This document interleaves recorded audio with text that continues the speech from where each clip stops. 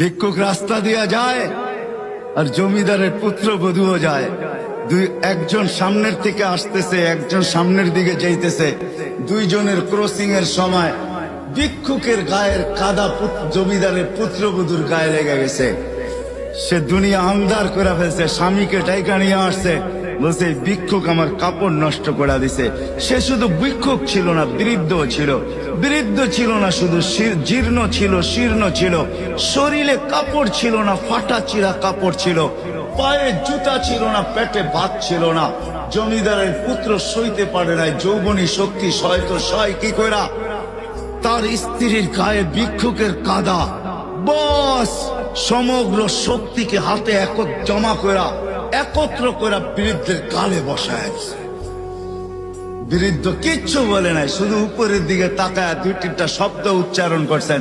শব্দগুলা হলো ইয়া আল্লাহ।